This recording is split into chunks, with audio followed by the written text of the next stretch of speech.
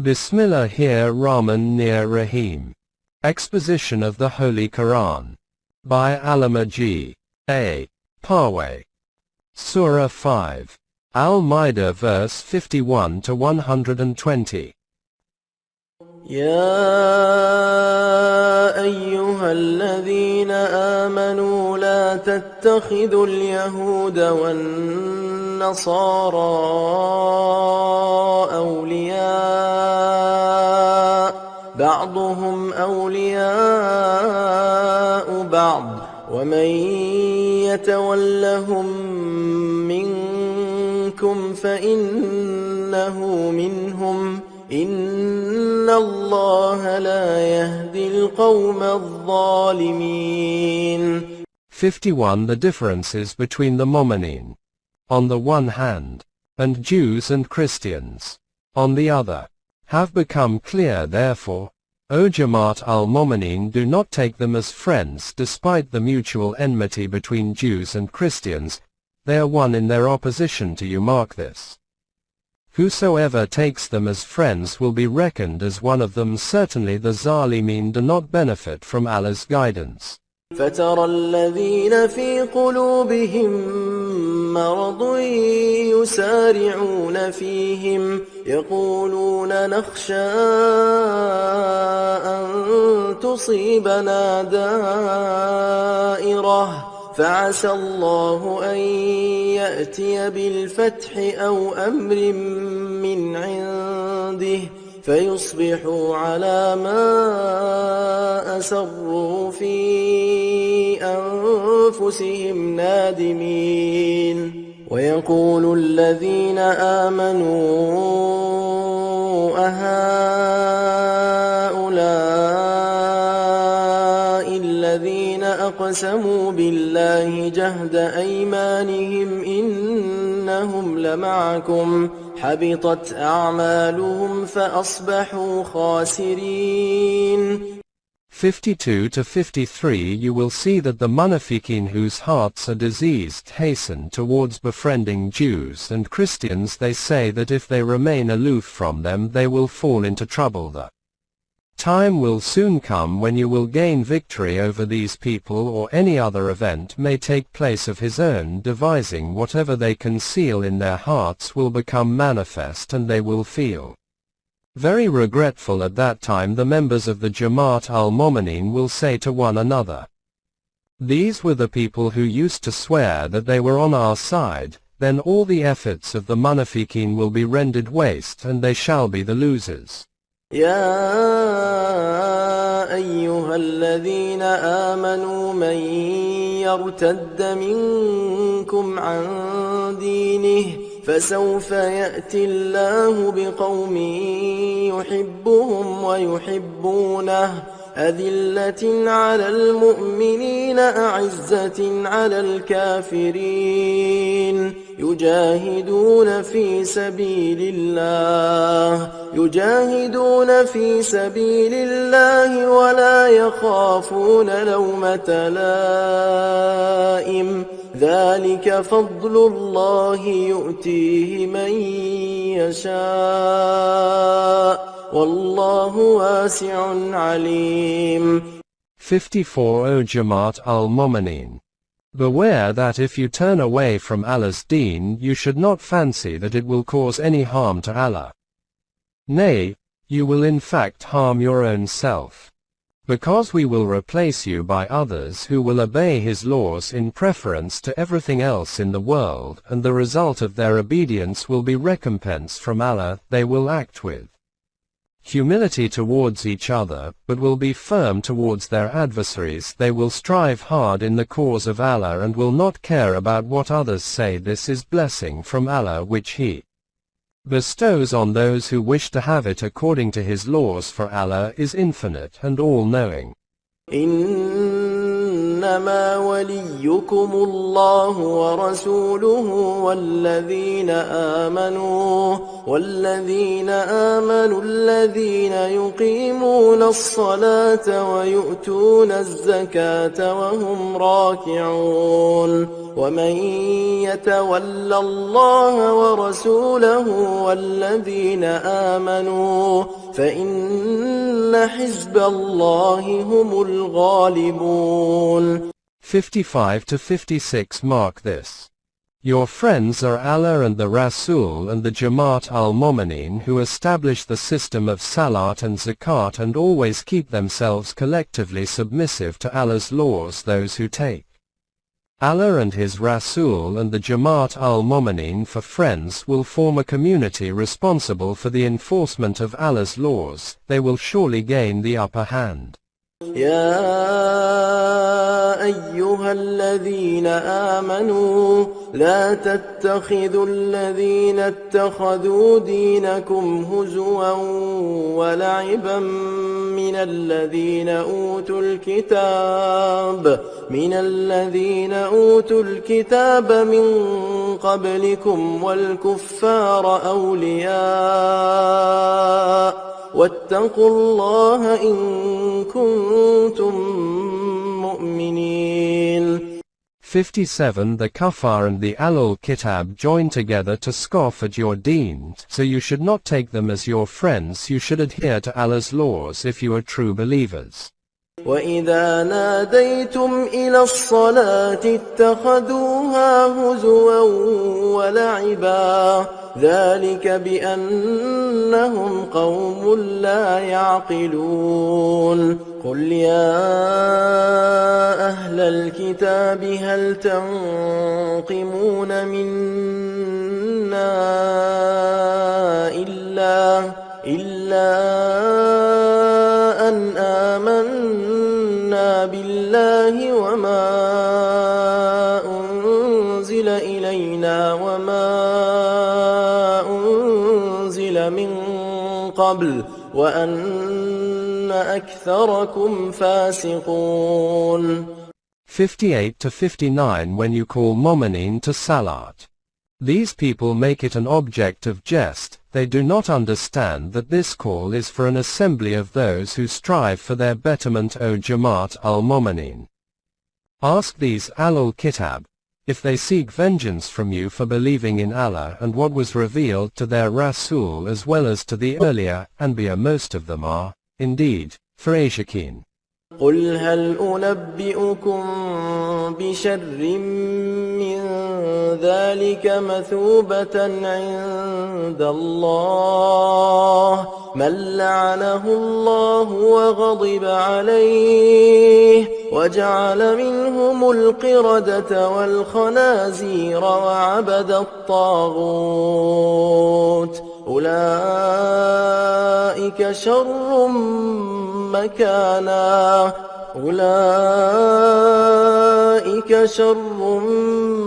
مكانا وأضل عن سواء السبيل. 60 Let us tell you who are those who lead wretched lives. They are the ones who, as a result of their wrongdoings, deprive themselves of Allah's blessings, incur His wrath, degrade their humanity, become objects of ridicule and scorn, and are subjected to those who are most oppressive too. 61, 65 They are in such a wretched position because they have strayed away from the straight path. وَإِذَا جَاءُوكُمْ قَالُوا آمَنَّا وَقَدْ دَخَلُوا بِالْكُفْرِ وَهُمْ قَدْ خَرَجُوا بِهِ وَاللَّهُ أَعْلَمُ بِمَا كَانُوا يَكْتُمُونَ. 61 Whenever they come to you they say, "We believe," whereas the fact is that they both came and went back as unbelievers. Allah knows well what they hide. وَتَرَى كَثِيرًا مِّنْهُمْ يُسَارِعُونَ فِي الْإِثْمِ وَالْعُدْوَانِ وَأَكْلِهِمُ السُّحْتَ لَبِئْسَ مَا كَانُوا يَعْمَلُونَ. 62 You will find many of them hastening towards wrongdoing and excesses and keen on devouring what is unlawful. How heinous is all that they do. لولا ينهاهم الربانيون والأحبار عن قولهم الإثم وأكلهم السحت لبئس ما كانوا يصنعون. 63 Why do the guardians of law and rabbis abstain from forbidding them to tell lies and devouring what is unlawful? Instead of enforcing Allah's laws, they follow their self-made laws. How heinous is all that they do.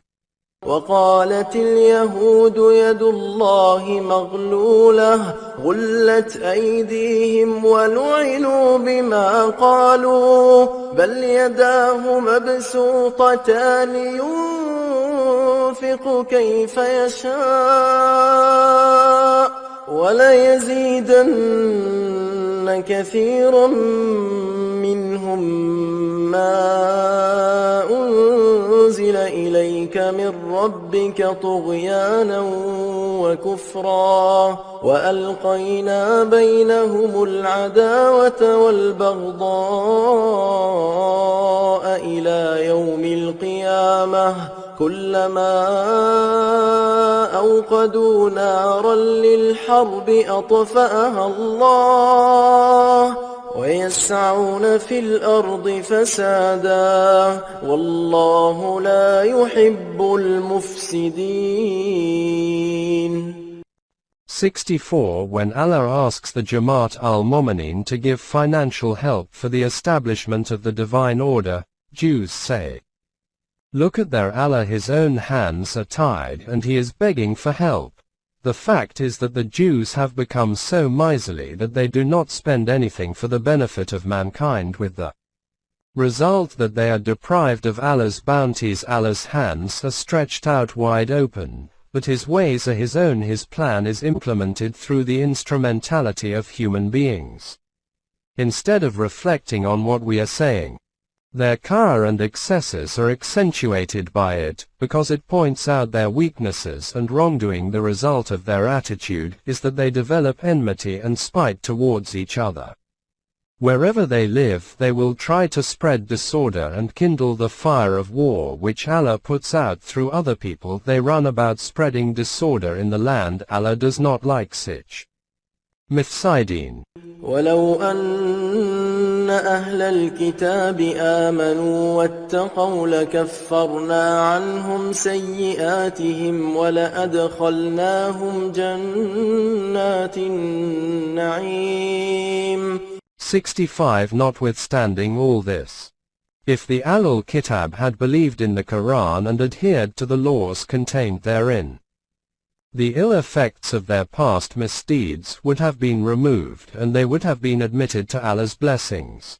ولو أنهم أقاموا التوراة والإنجيل وما أنزل إليهم من ربهم لأكلوا من فوقهم ومن تحت أرجلهم منهم أمة مقتصدة وكثير منهم ساء ما يعملون.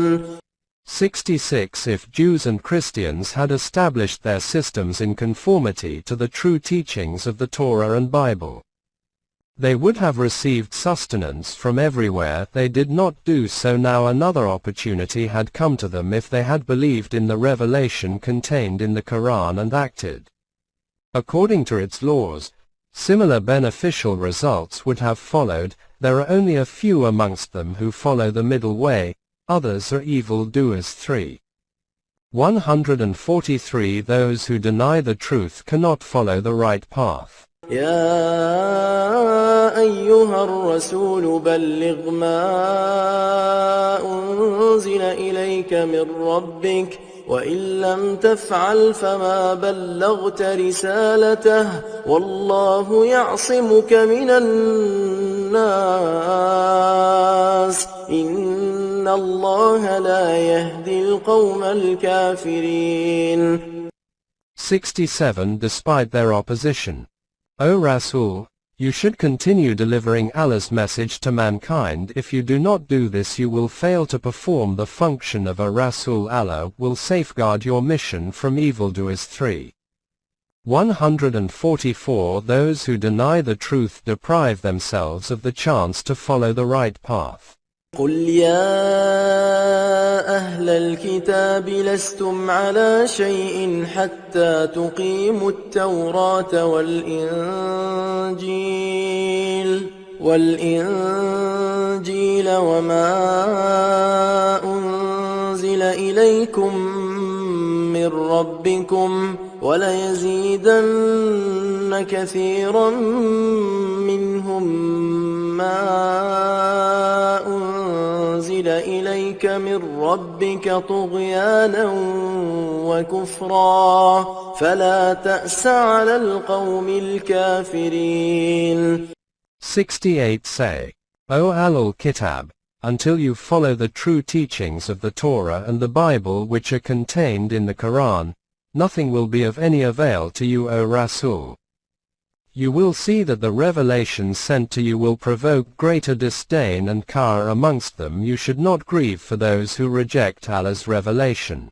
إن الذين آمنوا والذين هادوا والصابئون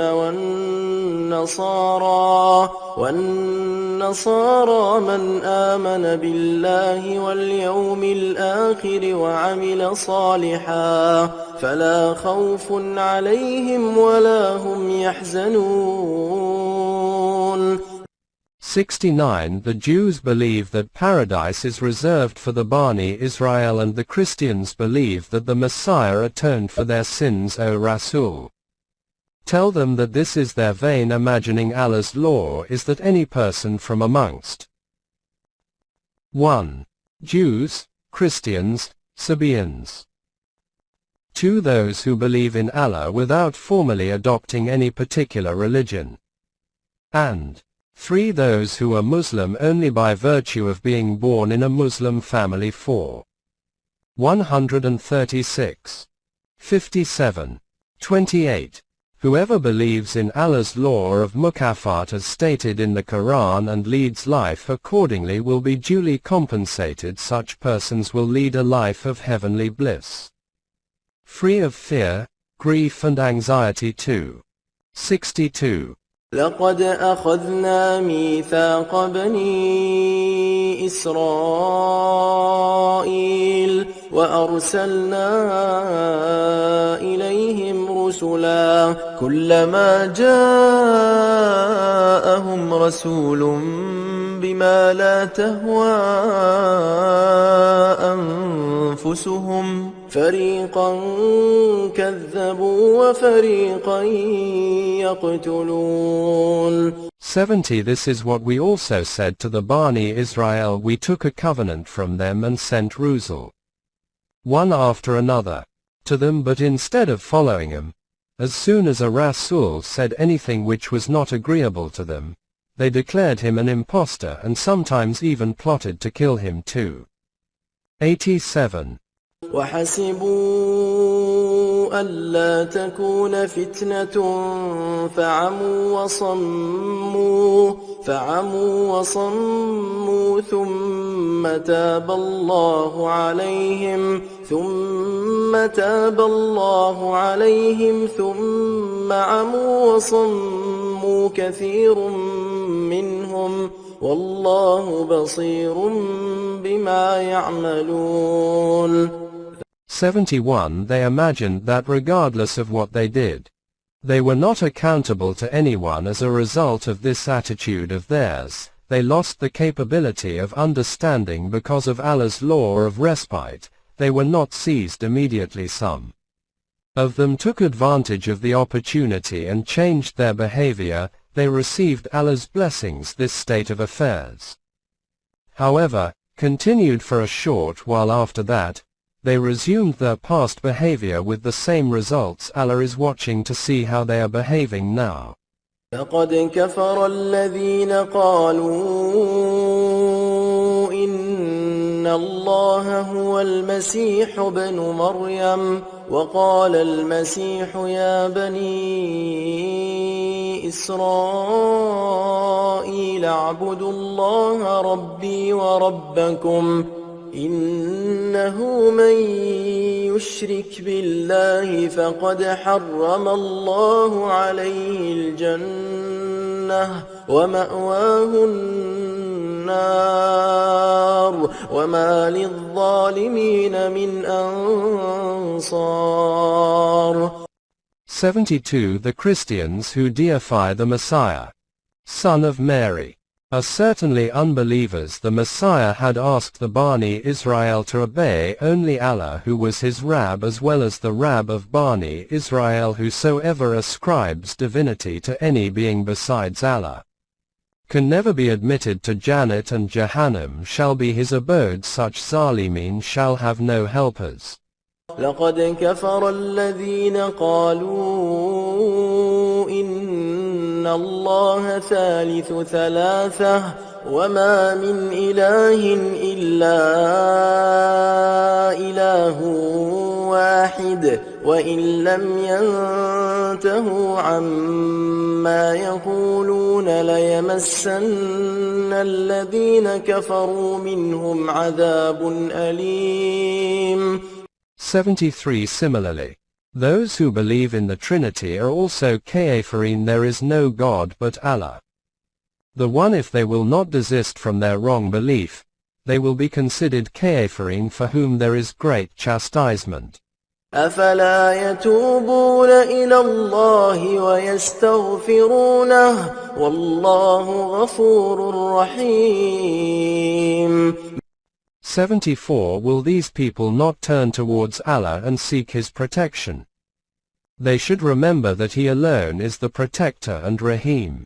ما المسيح ابن مريم إلا رسول قد خلت من قبله الرسل وأمه صديقة كانا يأكلان الطعام انظر كيف نبين لهم الآيات ثم انظر أنى يؤفكون. 75. The Messiah was no more than a Rasul. Surely similar Rusul came before him and passed away. 3. 143. The Messiah was a Rasul, and his mother was a woman who upheld the truth. They were human beings and lived on food like other human beings. Mark how clear are Allah's assertions, and notice how the Christians turn away from such plain truth. قل أتعبدون من دون الله ما لا يملك لكم ضرا ولا نفعا والله هو السميع العليم. 76. Say to the Christians, O Rasul, will you obey, besides Allah, those who do not have the power either to harm you or to benefit you? Allah is all hearing and knowing. قل يا أهل الكتاب لا تغلوا في دينكم غير الحق ولا تتبعوا أهواء قوم قد ضلوا من قبل وأضلوا كثيرا وضلوا عن سواء السبيل. 77. Say to the Ahlul Kitab, do not exceed the limits of your deen. 4. 171. And do not say anything about it except the truth. Do not follow the desires of those who had gone astray in the past, had led many others astray, and are still straying from the right path. لعن الذين كفروا من بني إسرائيل على لسان داود وعيسى بن مريم ذلك بما عصوا وكانوا يعتدون كانوا لا يتناهون عن منكر فعلوه لبئس ما كانوا يفعلون. 78 to 79. What is being said about the Bani Israel is nothing new. David and Jesus said the same thing about those who adopted Ka'ah from amongst their people. This was because the latter were rebellious and had committed excesses. The concept of good and bad had become so oblivious from their minds that they would not prevent one another from doing whatever hateful things they wanted to do. How heinous was what they did. ترى كثيرا منهم يتولون الذين كفروا لبئس ما قدمت لهم أنفسهم أن سخط الله عليهم وفي العذاب هم خالدون. 80. You will see many of them befriending the unbelievers. How bad is the material they are preparing for their future, which Allah will never approve of. They will certainly live in torment and distress. ولو كانوا يؤمنون بالله والنبي وما أنزل إليه ما اتخذوهم أولياء ولكن كثيرا منهم فاسقون. 81. Had they believed in Allah, this Nabi, and in that which has been sent down to him, they would certainly not have taken him as their friends, but many of them are farajikin. لتجدن أشد الناس عداوة للذين آمنوا اليهود والذين أشركوا ولتجدن أقربهم مودة للذين آمنوا الذين قالوا إنا نصارى ذلك بأن منهم قسيسين ورهبانا وأنهم لا يستكبرون. 82. O Rasul, of all people you will find the Jews and the Mushrikeen of Makkah the most bitter in their enmity towards the believers. On the other hand, you will see those who call themselves the Nazarenes nearest in social relationship to the believers. This is so because amongst them there are priests and monks who are not given to arrogance. Their followers naturally imbibe their character. وَإِذَا سَمِعُوا مَا أُنزِلَ إِلَى الرَّسُولِ تَرَى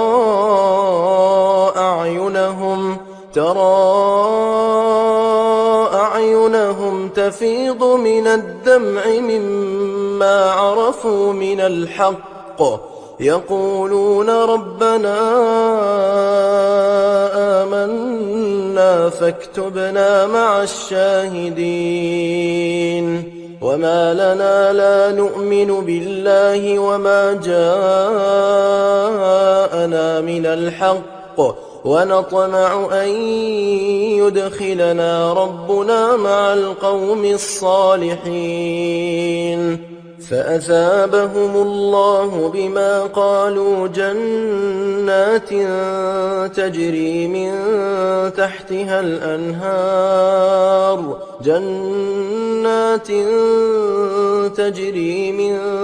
تحتها الأنهار خالدين فيها وذلك جزاء المحسنين. 83 to 85. They are so tender-hearted that when they hear what has been revealed to the Rasul and reflect upon it, they recognize its truth, and you will see their eyes overflow with tears. They say, O our Rabb, we believe in this revelation. Reckon us amongst those who bear witness to this truth. When we have recognized the truth, why should we, then, not believe in it? We yearn to be admitted with the community of the Salihin, due to their belief and sincere desire. Allah admitted them into Jannat, wherein streams flow. This is the recompense of those who live according to the divine laws. والذين كفروا وكذبوا بآياتنا أولئك أصحاب الجحيم. 86. On the other hand, Those who reject Allah's laws and consider them false are destined for Jahim. يا أيها الذين آمنوا لا تحرموا طيبات ما أحل الله لكم ولا تعتدوا إن الله لا يحب المعتدين وكلوا مما رزقكم الله حلالا طيبا واتقوا الله الذي أنتم به مؤمنون. 87 to 88. The Christian monks adopted monasticism and renounced many of the pleasant things of life. 57. 27. O Jamaat al-Mu'minin, you should not do this, and do not treat as unlawful the pleasant things which Allah has made lawful for you. If you do this, this will be tantamount to overstepping the bounds. Allah does not like those who do this. You should eat of the wholesome things which Allah has made lawful for you and adhere to the divine laws in which you believe. لا يؤاخذكم الله باللغو في أيمانكم ولكن يؤاخذكم بما عقدتم الأيمان فكفارته إطعام 10 مساكين من أوسط ما تطعمون أهليكم أو كسوتهم أو تحرير رقبة فمن لم يجد فصيام 3 أيام ذلك كفارة أيمانكم إذا حلفتم واحفظوا أيمانكم كذلك يبين الله لكم آياته لعلكم تشكرون. 89. If you have taken an oath not to partake a particular lawful thing, mind it that Allah holds you accountable only for oaths taken with serious intent and not for frivolous oaths too. 225. The atonement for breaking serious oaths is the feeding of 10 poor persons with such food as your family eats, or the providing of clothes to them, or the setting free of a captive. But one who cannot afford this should fast for 3 days. This is the atonement for breaking serious oaths which you have sworn wrongfully. Serious oaths which you have sworn rightfully must be kept thus.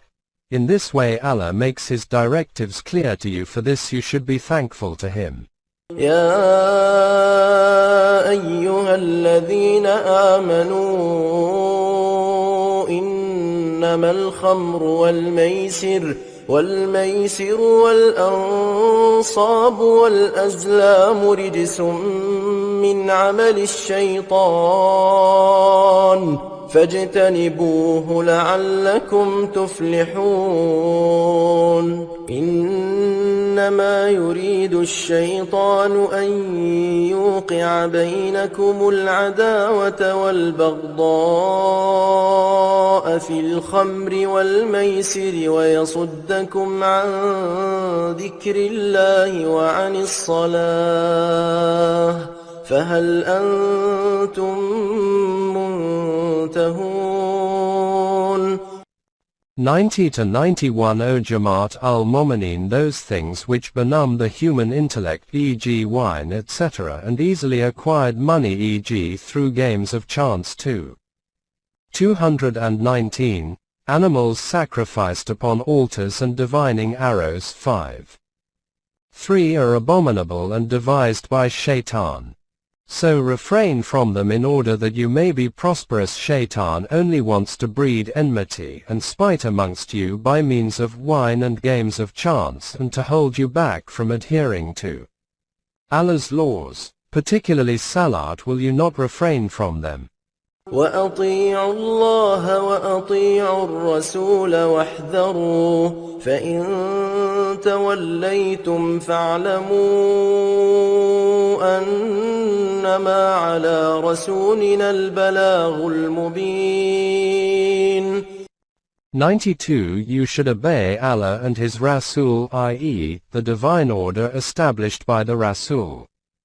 And be on your guard. If you turn away, you should know that the Rasul's responsibility is only to deliver the message. ليس على الذين آمنوا وعملوا الصالحات جناح فيما طعموا إذا ما اتقوا وآمنوا وعملوا الصالحات ثم اتقوا وآمنوا ثم اتقوا وأحسنوا والله يحب المحسنين. 93. Those who believe and do good shall not be blamed for what they may have taken before if in future they refrain from eating what is unlawful. Continue to believe, do good and adhere to Allah's laws. They will lead a virtuous life. Allah likes those who lead such lives. يا أيها الذين آمنوا ليبلونكم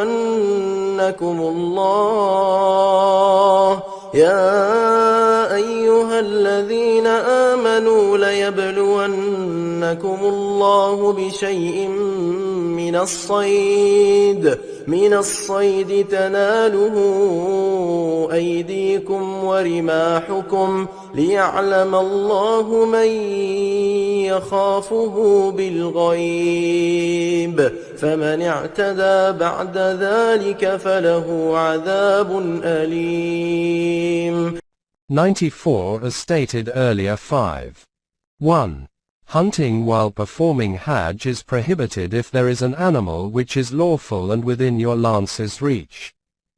You would be greatly tempted to hunt it. In such a situation it will become manifest whether you adhere to Allah's laws or not. Whoever transgresses the limitations imposed by Allah will suffer a painful chastisement. يا أيها الذين آمنوا لا تقتلوا الصيد وأنتم حرم ومن قتله منكم متعمدا فجزاء مثل ما قتل من النعم يحكم به ذوى عدل منكم هديا بالغ الكعبة أو كفارة طعام مساكين أو عدل ذلك صياما ليذوق وبال أمره عفى الله عما سلف ومن عاد فينتقم الله منه والله عزيز ذو انتقام. 95. So, O Jamaat al-Mu'minin, you should kill no game while you are performing pilgrimage if anyone does so intentionally.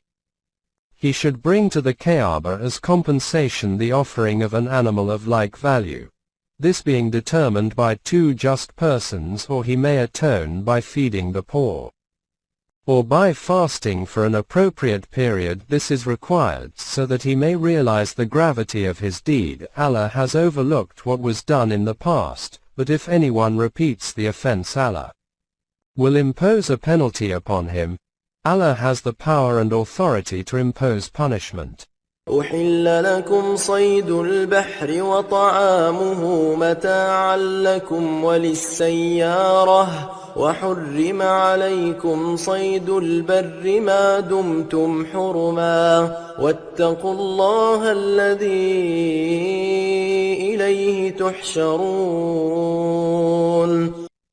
96. Prohibition of hunting during the state of pilgrimage is confined to game living on land. The game of the sea, whether it is in the water or has been thrown upon the land, is however lawful as provision for you as well as for those who are on a journey. Every action will be judged according to Allah's law of mukafat. جعل الله الكعبة البيت الحرام قياما للناس والشهر الحرام والشهر الحرام والهدي والقلائد ذلك لتعلموا أن الله يعلم ما في السماوات وما في الأرض وأن الله بكل شيء عليم اعلموا أن الله شديد العقاب وأن الله غفور رحيم ما على الرسول إلا البلاغ والله يعلم ما تبدون وما تكتمون.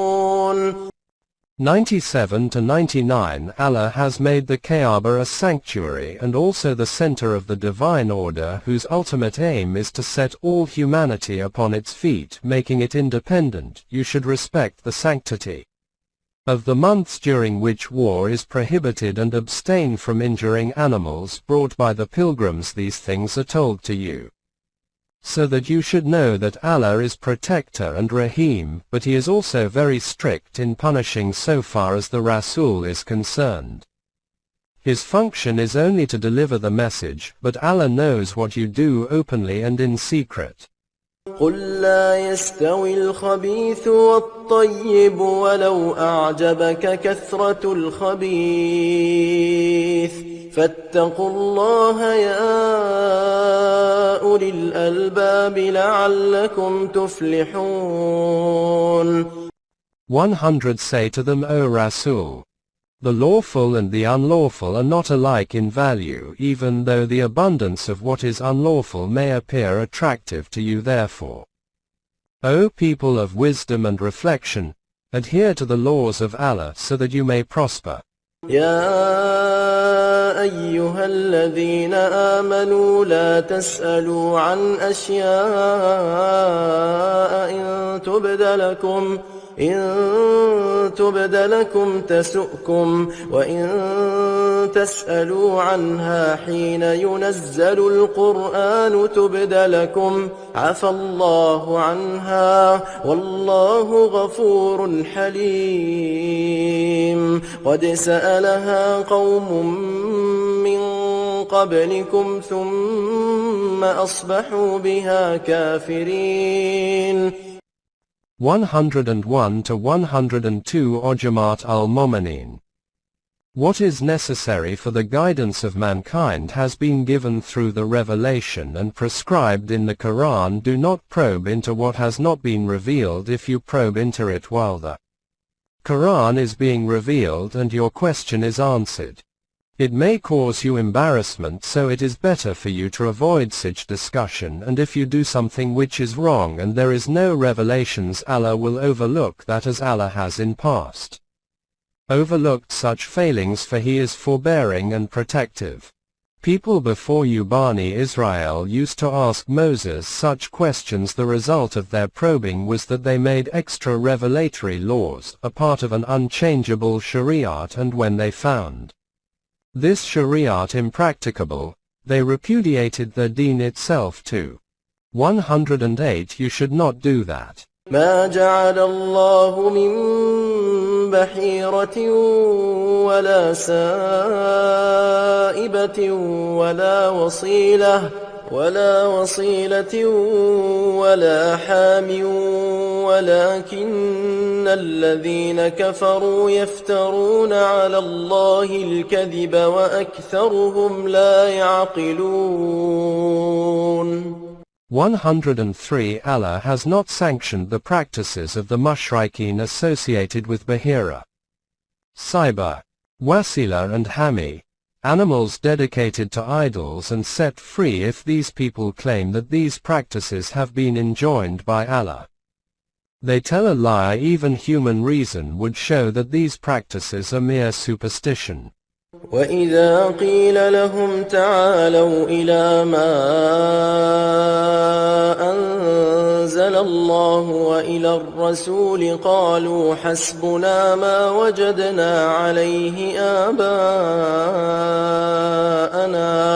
أولو كان آباؤهم لا يعلمون شيئا ولا يهتدون. 104 When they are asked to come to what Allah has revealed and to His Rasul, they will say, "No, we will only follow in the footsteps of our ancestors." In other words, they would follow in the footsteps of their ancestors even if the latter lacked knowledge and wisdom and did not follow the right path revealed by Allah too. 170 يا أيها الذين آمنوا عليكم أنفسكم لا يضركم من ضل إذا اهتديتم إلى الله مرجعكم جميعا فينبئكم بما كنتم تعملون. 105 O Jamaat al-Mu'minin, you alone are responsible for the development of your personality nafs if you follow the right path, which may be different from your ancestors' path. You will not be harmed by those who follow the wrong path. After all human actions are judged according to Allah's law of mukafat. يا أيها الذين آمنوا شهادة بينكم إذا حضر أحدكم الموت حين الوصية اثنان ذوا عدل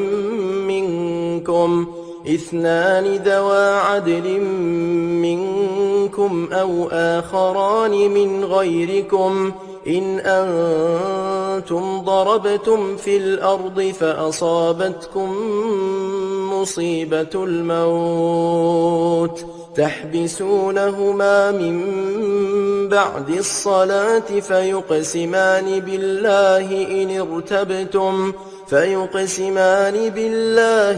ارتبتم لا نشتري به ثمنا ولو كان ذا قربى ولا نكتم شهادة الله إنا إذا لمن الآثمين.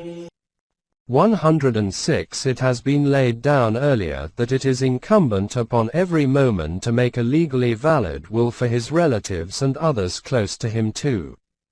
180 When anyone approaches death and makes a bequest, there should be 2 just witnesses from amongst you, or lacking that 2 from amongst others if he is on a journey, if the witnesses are required to give evidence. The appropriate authority may detain him after Salat if the party against whom they have testified suspects them of untruth. They may swear by Allah saying, "We have not sold our evidence for any price to anyone," even though he may be a kindred, and we will not conceal the truth and will give evidence only for Allah's sake. If we tell a lie, we will certainly commit an offense. فإن عثر على أنهما استحقا إثما فآخران يقومان مقامهما من الذين استحق عليهم الأوليان فيقسمان بالله لشهادتنا أحق من شهادتهما وما اعتدينا إنا إذا لمن الظالمين. 107 If it is discovered later that the evidence given by them was not true, the party against whom they have testified may bring 2 witnesses from amongst them who would swear by Allah and say, "We affirm that what we will say is more correct than what the previous witnesses have said, and we will not transgress the limits imposed by Allah. If we do this, we will be reckoned amongst the Zalimin." ذلك أدنى أن يأتوا بالشهادة على وجهها أو يخافوا أن ترد أيمان بعد أيمانهم واتقوا الله واسمعوا والله لا يهدي القوم الفاسقين. 108 In this way it will be more likely that the witnesses will be true to facts, since they will be afraid that they might be contradicted by others under an equally solemn oath. O Jamaat al-Mu'minin, you should keep in mind Allah's laws, hearken to His command, and remember that those who disobey His laws cannot follow the right path. يوم يجمع الله الرسل فيقول ماذا أجبتم قالوا لا علم لنا إنك أنت علام الغيوب. 109 On the day of reckoning, Allah will assemble the Rusul and ask them, what response did you get to your call, and to what extent have your followers acted upon it? They would reply, we do not have exact knowledge, because we could only see what was apparent. You, and you alone, know what was hidden. إذ قال الله يا عيسى ابن مريم اذكر نعمتي عليك وعلى والدتك إذ أيدتك بروح القدس تكلم الناس في المهد وكهلا وإذ علمتك الكتاب والحكمة والتوراة والإنجيل وإذ تخلق من الطين كهيئة الطير بإذني فتنفخ فيها فتكون طيرا بإذني وتبرئ الأكمه والأبرص بإذني وإذ تخرج الموتى بإذني وإذ كففت بني إسرائيل عنك إذ جئتهم بالبينات فقال الذين كفروا منهم إن هذا إلا سحر مبين. 110 In this respect, the case of the followers of Jesus is particularly pertinent. 117 When Allah said to Jesus, recall my blessings to you and to your mother, I have given you revelation in an authentic form which gave you tremendous strength and confidence. You preached to people from an early age to an advanced age. 45 I had taught you the book and the wisdom, i.e. the Torah and the Bible. On the basis of this teaching, you said to the Bani Israel, if you follow my teachings, this will give you a new life and uplift you, enabling you to soar in the heights. According to Allah's laws, at present you are blind. You will gain new sight. At present people shun you. Your new life will be most respectable. At present the fields of your efforts are barren and lifeless.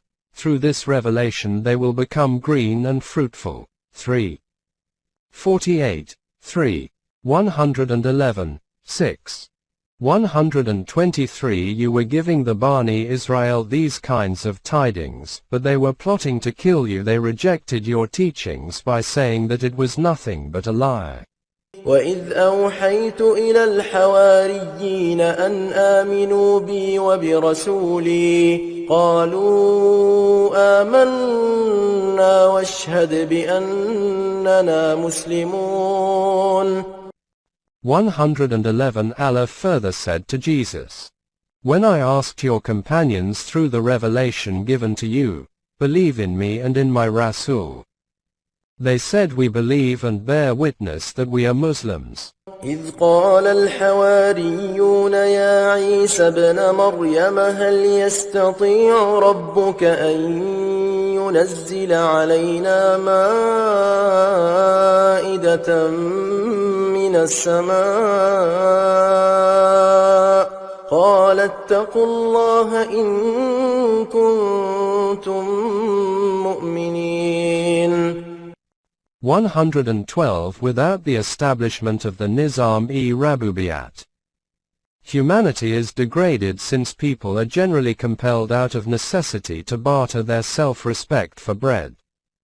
The companions of Jesus said to him, is it not possible for your Rabb to establish such a system? Jesus replied, it is possible, provided you have trust in Allah and adhere to His laws. قالوا نريد أن نأكل منها وتطمئن قلوبنا ونعلم أن قد صدقتنا ونكون عليها من الشاهدين. 113 They said, "If this done, we will be satisfied and we will bear witness that you have indeed spoken the truth to us." قال عيسى ابن مريم اللهم ربنا أنزل علينا مائدة من السماء تكون لنا عيدا لأولنا وآخرنا وآية منك وارزقنا وأنت خير الرازقين.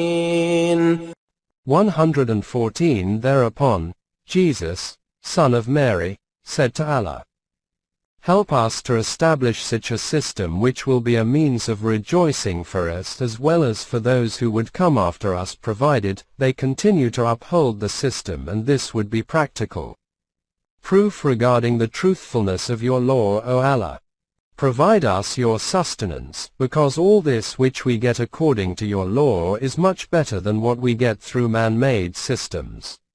قال الله إني منزلها عليكم فمن يكفر بعد منكم فإني أعذبه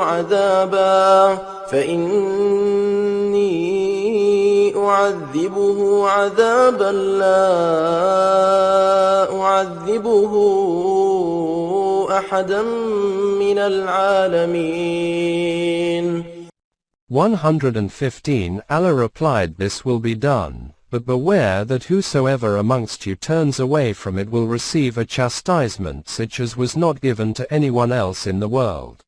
وإذ قال الله يا عيسى ابن مريم أأنت قلت للناس اتخذوني وأمي إلهين من دون الله قال سبحانك ما يكون لي أن أقول ما ليس لي بحق إن كنت قلته فقد علمته تعلم ما في نفسي ولا أعلم ما في نفسك إنك أنت علام الغيوب.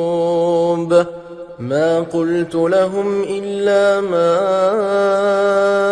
أمرتني به أن اعبدوا الله ربي وربكم وكنت عليهم شهيدا ما دمت فيهم فلما توفيتني كنت أنت الرقيب عليهم وأنت على كل شيء شهيد.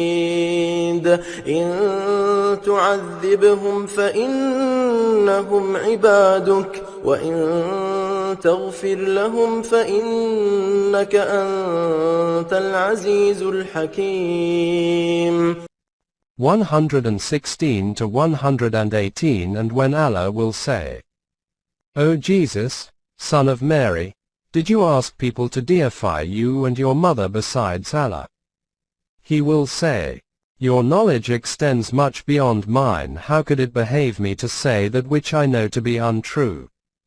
If I had said such a thing, surely you would have known it. You know even what is in my heart, but I do not know what you know. You, and you alone, know all what is hidden from us." I said nothing to them except what you bid me to say, which was that they should obey Allah, who is their Rabb as well as mine, as long as I stayed with them. I kept a vigilant watch over them, but when you completed the term of my life, you alone watched over them. You have devised measures for everything if you punish them. They are devotes to you, or if you forgive them. You have the absolute power, but your power is blended with wisdom.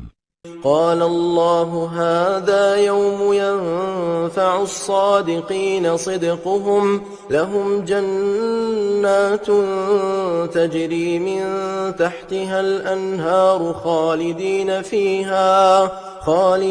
فيها